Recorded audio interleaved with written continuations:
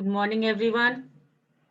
Now, in our previous class, we have already started this lesson and we have clearly understood about the struggles for equality. This lesson, struggles for equality, we have already understood that many struggles have been fought in our society from time to attain equality. समानता का अधिकार प्राप्त करने के लिए time से time बहुत सारी लड़ाइयाँ लड़ी है, तब जाकर के लड़ाइयाँ लड़ी in the sense means against the opposition agitation have been done ताकि ये शो कर सके और इनइक्वालिटी को बिल्कुल हटा सके और ये जो फाइट्स स्ट्रगल्स लड़ी हैं वो किसने लड़ी हैं women's ne to get the position in the society, proper position. The poor, the backward people, the marginalized people, they are still fighting the struggles to attain equality. और अभी भी continue ये fights हो रही हैं, ये struggles हो रही हैं.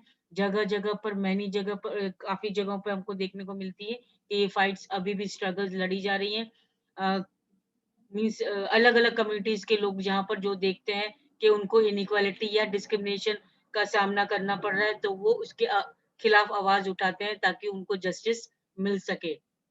And we have already seen that main reason for this struggle for inequality is poverty. First तो poverty, गरीबी देखी हमने कि गरीबी जो है poor people है उनको equal opportunities नहीं मिलती है, discriminate किया जाता है, प्लस लैक ऑफ रिसोर्सेज, उनके पास पैसे की कमी है, उनके पास अच्छे संसाधन, अच्छे कपड़े, रहने खाने पीने को अच्छी चीजें नहीं है, इसलिए उनको डिस्क्रिमिनेट किया जाता है. तो ये मेन प्रॉब्लम है डिस्क्रिमिनेशन की या इनइक्वालिटी सोसाइटी में. दूसरा रीजन हम लोगों ने देखा कि रिलीजन के बेसिस पे, कास्ट, सेक्स के बेसिस पे लोगों को इनइक्वालिटी का सामना करना पड़ता है सोसाइटी में और इसीलिए स्ट्रगल्स आवाज उठाई जाती है ताकि उनको इक्वल पोजीशन दिला सके सोसाइटी में. और ये हमने कॉन्टेक्स्ट में देखा different stories which are given in this book of civics, like Ansaris were discriminated. They have the resources, उनके पास पैसा था, but they were discriminated on the basis of the religion के बेसिस पे उनको कोई अपार्टमेंट रहने को नहीं दे रहे थे. तो एक तरीके से वो इनइक्वालिटी, डिस्क्रिमिनेशन का फेसिंग कर रहे थे, सिचुएशन, कंडीशन फेस कर रहे थे. फिर हमने देखा Om Prakash Valmiki. He was also discriminated on the basis of their social background, or we can say the community, the backward class, because he belonged to Dalit और इसीलिए उनको equal treatment नहीं मिल रहा था स्कूल में. ऐसे ही हमने स्वप्ना को देखा जो कि पुअर फार्मर थी. ट्रेडर्स उनके साथ अच्छा व्यवहार नहीं कर रहे थे, वो बहुत कम से कम पैसा उनको दे रहे थे. तो इस टाइप से हम लोगों ने देखा many stories in this book only are given which more or less gives the clear definition of inequality जो कि हमें देखने को मिलती है सोसाइटी में. और time to time many struggles have been fought, many people came in front to fight against this inequality in the society. And we have seen one of this Tawa Matsya Sangh, which was made in Madhya Pradesh. That was also made, this organization was also made to fight against the inequality. The fight was of the fishermen against the private contractors. Then whenever a dam, we have further seen that whenever a dam is to be built or sanctuaries or national parks to be built, तो उस वक्त उनको बनाने के लिए, factories, industries बनाने के लिए लोगों को एक जगह से दूसरी जगह शिफ्ट किया जाता है. And that is very painful for those local people to move, to leave and move away from their land. और इस समय जब उनको डिस्प्लेस किया जाता है तो एक तरीके से वो उनको इक्वल ट्रीटमेंट नहीं मिल रहा है, उनको डिस्क्रिमिनेट किया जा रहा है और उनको वहां से हटाया जा रहा है. तो इसीलिए अगर वो लोग आवाज उठाते हैं तो उनको फिर जस्टिस मिलता है. Now we have seen that Tehri Dam also in Uttarakhand. When this dam was built in Tehri town, 100 villages was submerged in this dam, in building this dam, and many lakh of people were asked to move, to leave that place and move away to other place. Now today we will continue with this lesson how the fisher workers in Tawa Matsya Sangh, that means of Tawa Matsya Sangh, जो organisation Fisher workers ने बनाई, और वो कैसे उन लोगों ने fight struggle लड़ी और finally they got the justice.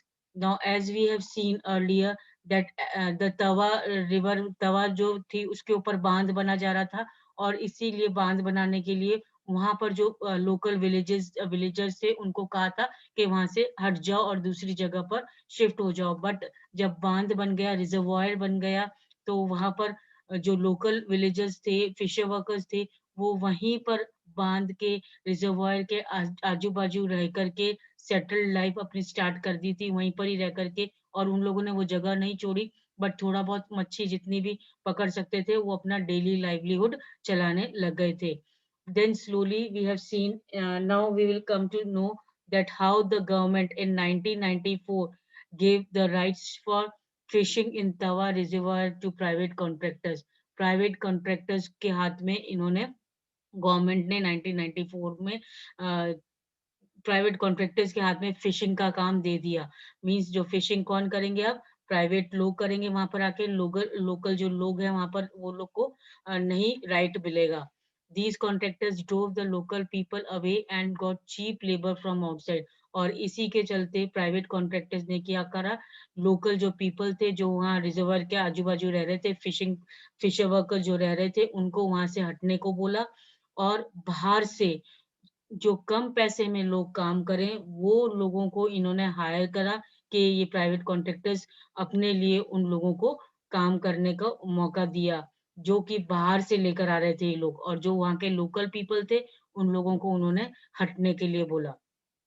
The contractors began to threaten the villages who did not want to leave by bringing in hoodlums. Means उनको डराया धमकाया जा रहा था हर तरीके से, विलेजर्स को डराया धमकाया जा रहा था ताकि वो किसी तरह वहाँ वो जगह छोड़कर जाएं. और ये प्राइवेट कॉन्ट्रैक्टर्स उनको डरा धमकाकर उनको किसी तरह मजबूर कर रहे थे कि वो जगह छोड़ दें और ये लोग अपना यहाँ पर काम शुरू कर सकें. The villagers stood united and decided that it was time to set up an organization and do something to protect their right. अब विलेजर्स ने ये सोचा कि ये प्राइवेट कॉन्ट्रैक्टर्स उनको फोर्स कर रहे हैं जगह छोड़ने के लिए, तो वो एकजुट हो गए. और जब वो यूनाइटेड हो गए, तो उन्होंने एक ऑर्गेनाइजेशन सेटअप किया, एक ऑर्गेनाइजेशन बनाया मिलकर के सारे फिशर वर्कर्स ने, वो लोकल पीपल ने. लोकल पीपल कौन थे, फिशर वर्कर्स ही थे जो फिश मच्छी पकड़ के अपना काम चलाते थे.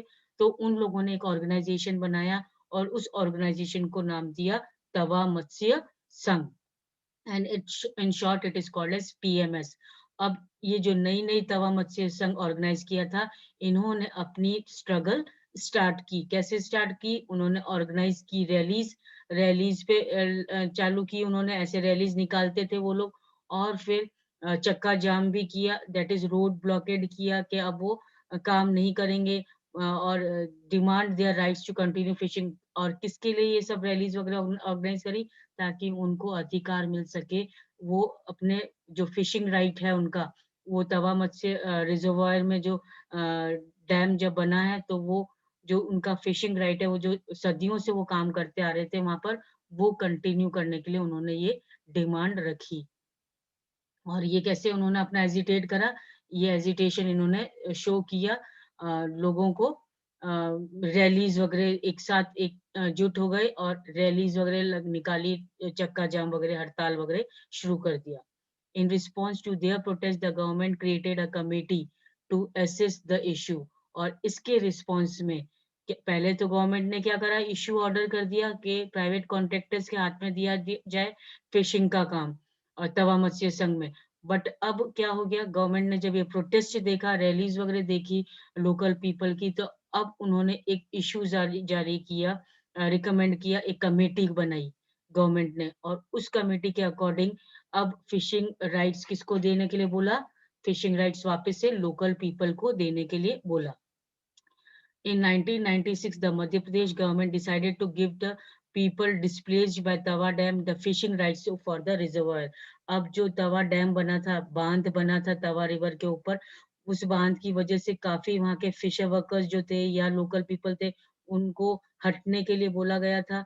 अब वापस से ये कमेटी ने, ये गवर्नमेंट ने, मध्य प्रदेश की गवर्नमेंट ने ये डिसाइड किया कि उन लोगों को वापस से उनका राइट वापस से दिया जाए, उनको वहां पर रहने का और फिशिंग पकड़ने का अधिकार दे दिया जाए।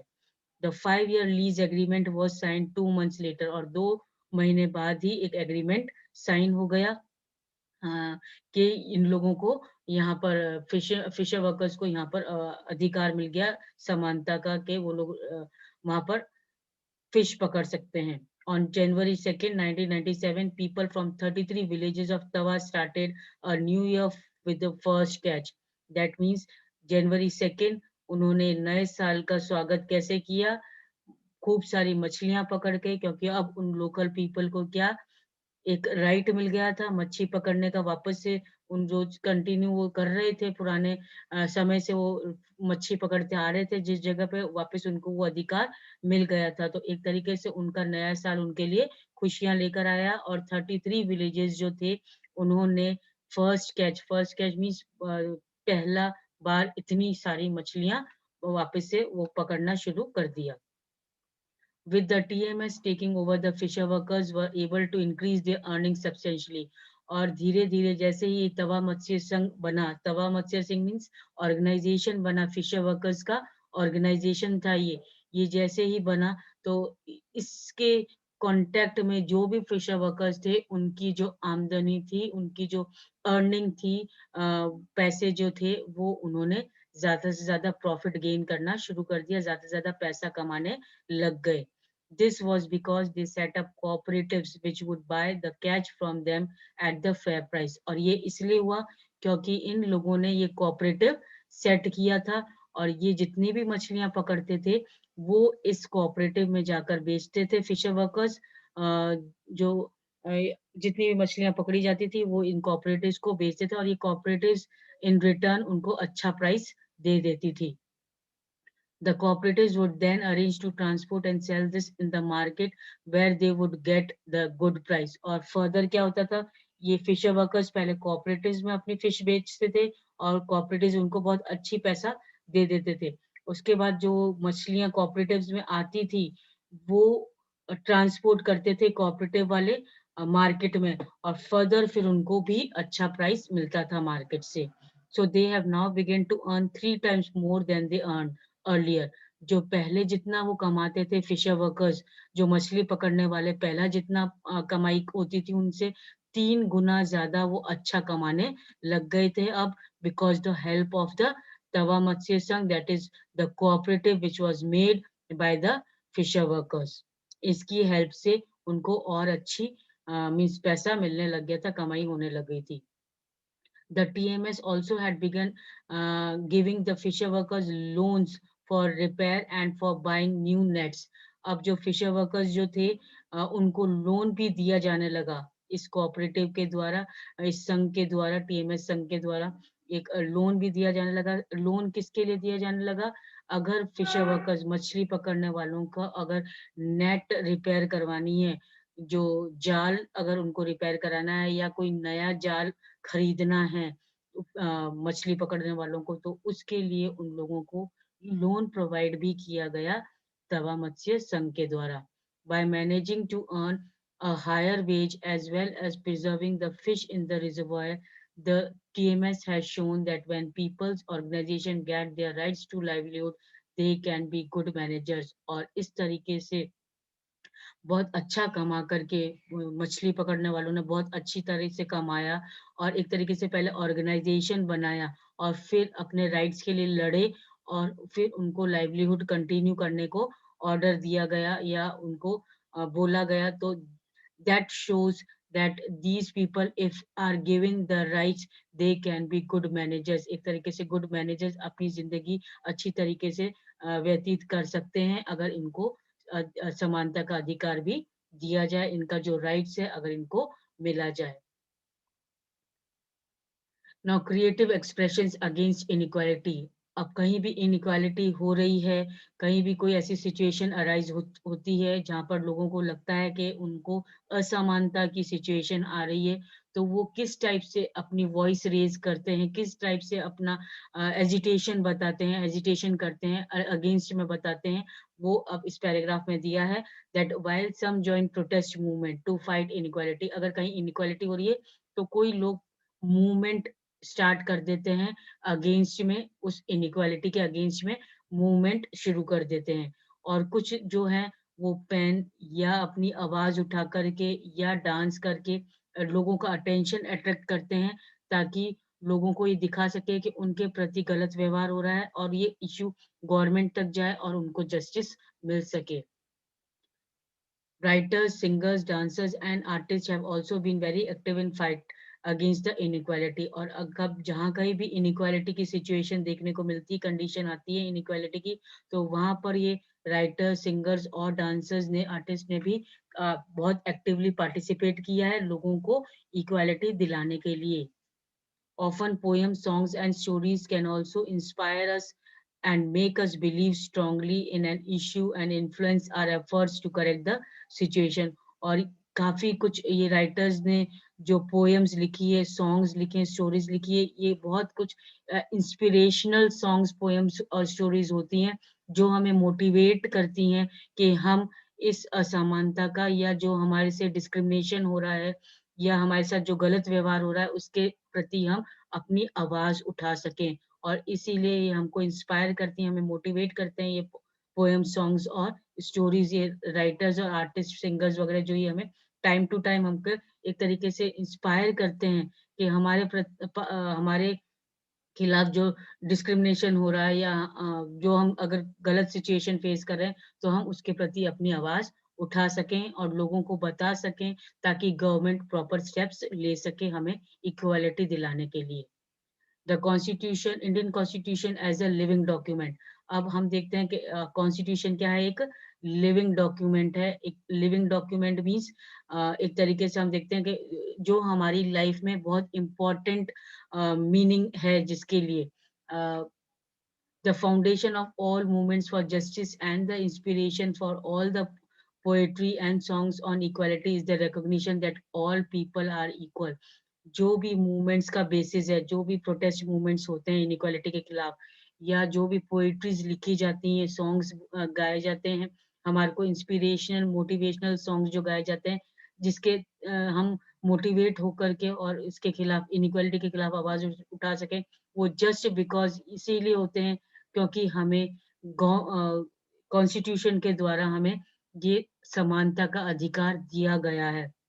और जब हमें प्रोवाइड हुआ है ये राइट फॉर इक्वालिटी अगर हमें मिला है, तो हम मीन्स लोग ये चाहते हैं कि वो अपना, अगर कुछ भी इनके खिलाफ गलत हो रहा है, तो वो अपनी आवाज उठाएं, ताकि उनको प्रॉपर जस्टिफिकेशन मिल सके। As you know, the Indian constitution recognizes the equality of all persons.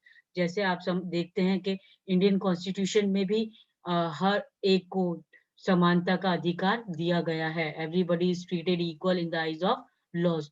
Movements and struggles for equality in India continuously refer to the Indian Constitution to make their point about equality and justice for all। और बार बार ये movements और struggles जो लड़ी जाती हैं equality के लिए, वो यही शो करती हैं कि एक तरीके से हमें इंडियन कॉन्स्टिट्यूशन के द्वारा इक्वालिटी, समानता का और जस्टिस का अधिकार सबको एक दिया गया है। और इसीलिए हम हिम्मत करते हैं इसके खिलाफ आवाज उठाने की, कि अगर हम कुछ भी गलत देखते हैं तो हम उसके खिलाफ आवाज उठाते हैं, क्योंकि हमें ये आइडिया है कि if we will raise our voice against this injustice और inequality, we will get, definitely we will get the justice.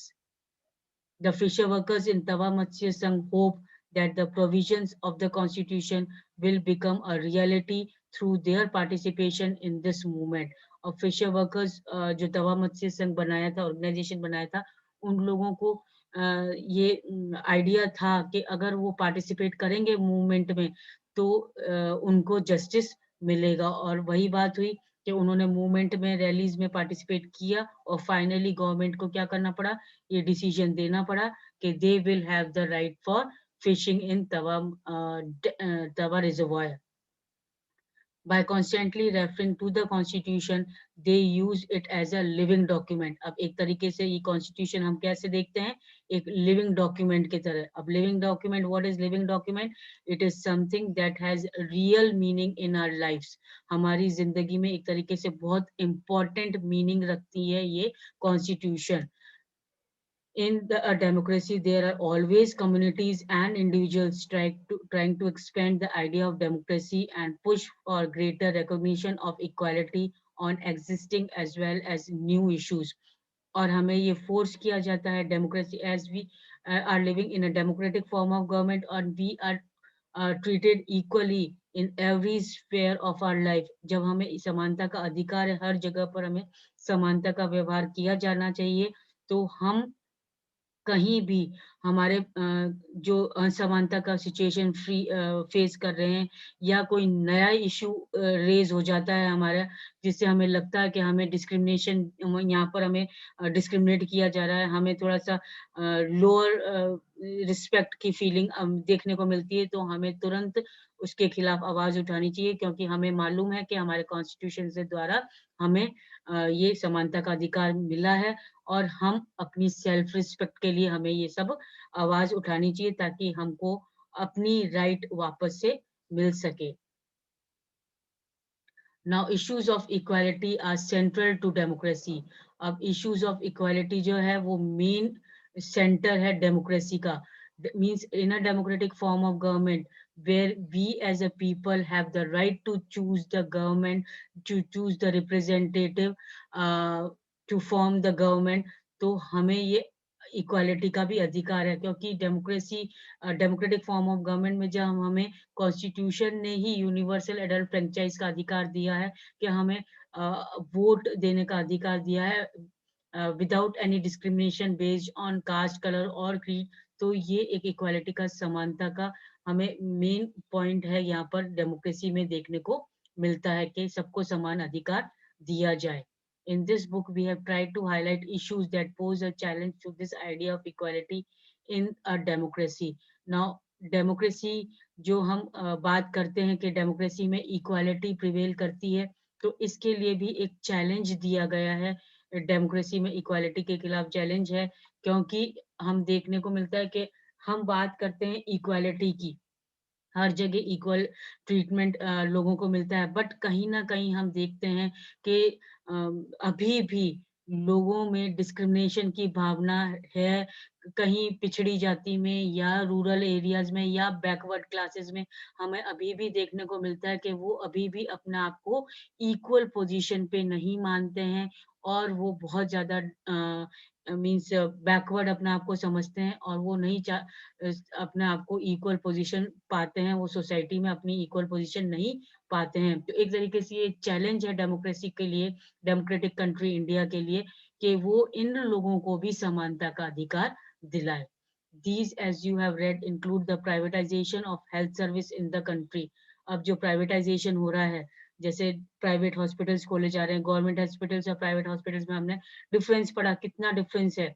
और ये डिफरेंस वहां पर तब देखने को मिलता है जब poor people are not able to afford such means costly treatment in the private hospitals, whereas they are forced to go to the government hospital for this. So here discrimination clear देखने को मिलता है. फिर जो media में हमने देखा, media and advertising में, कि big business houses have the control over the media, कि बिग बिजनेस हाउसेस उनको मीन्स सपोर्ट करते हैं मीडिया को जो भी, तो वो ज्यादा डाइवर्शन मीडिया का बिग बिजनेस हाउसेस में रहता है, क्योंकि उनको उसको सपोर्ट मिलता है बिग बिजनेस हाउसेस का. तो इसीलिए यहाँ पर भी थोड़ा सा हम लोग डिस्क्रिमिनेशन फेस देखने को मिलता है. Even the value of women is less weighted than the men. तो यहाँ पर भी हम लोग डिस्क्रिमिनेशन देखने को मिलता है. Even between the poor and the rich भी थोड़ा सा, जो कम पैसा, जिनको अर्निंग कम है वो, और जिनकी अर्निंग ज्यादा है, उसमें क्लियर डिस्टिंक्शन देखने को मिलता है. तो इस तरीके से जब हम इक्वालिटी की बात करते हैं डेमोक्रेसी में, तो इक्वालिटी है, कहीं जगह पर इक्वालिटी है, बट कहीं जगह पर हम लोग बहुत सी ऐसी जगह पर है जहाँ पर हमें डिस्क्रिमिनेशन फेस करना पड़ता है, और क्लियर डिस्क्रिमिनेशन देखने को मिलता है, इनइक्वालिटी जहाँ लोगों को फेस करनी पड़ती है. This is the these issues substantially affect poor and marginalized communities. और ये जो issues हैं, जहाँ जहाँ पर लोगों को इनइक्वालिटी का सामना करना पड़ता है, तो ये issues मोस्टली कहाँ देखने को मिलते हैं, पुअर और मार्जिनलाइज्ड कम्युनिटीज में. And this is the core struggle for equality. और एक तरीके से ये स्ट्रगल है इक्वालिटी के लिए, इन लोगों के लिए, पुअर लोगों के लिए, मार्जिनलाइज कम्युनिटीज के लिए, कि वो अपनी लड़ाई कंटिन्यू रख रहे हैं ताकि उनको कभी तो सोसाइटी में इक्वल पोजीशन मिल सकेगी। The dignity and self-respect of each person and their community can only be realized if they have adequate resources। और ये dignity, ये self respect जो है, अपने रिस्पेक्ट लोगों को दिलाना, ये कब पॉसिबल हो सकता है? जब उनके पास एडिक्वेट रिसोर्सेज होंगे अपनी जीविका चलाने के लिए, प्रॉपर अच्छा खाना, अच्छा पीना, अच्छा रहना, और अच्छा पैसा होगा उनके पास, ताकि वो अपने आप को भी सपोर्ट करें और अपनी फैमिलीज को भी सपोर्ट करें, और उनके प्रति फिर कोई डिस्क्रिमिनेशन नहीं हो। तभी हम ये कह सकेंगे कि ये इनइक्वालिटी पूरी तरीके से खत्म हो गई है, और हाँ, हमारी कंट्री में पूरी तरीके से समानता का अधिकार है। तो अभी भी स्ट्रगल्स कुछ इस टाइप से हैं कि उन लोगों को, कुछ कम्युनिटीज इस टाइप से हैं कि उन लोगों को अभी भी अपनी लड़ाई कंटिन्यू रखनी पड़ेगी समानता के लिए, जब तक कि उनको जस्टिस नहीं मिल जाता। तो I hope the lesson is clear, and everybody, if any doubt, you can ask me in the next class. And the question answers are not there in this lesson, but then also a few questions I have made from this lesson, I'm going to share it in the group, and you can do it in the notebook. And till then, in our next class, I hope if any doubt will be there, it will be clarified. Till then, take care. Thank you.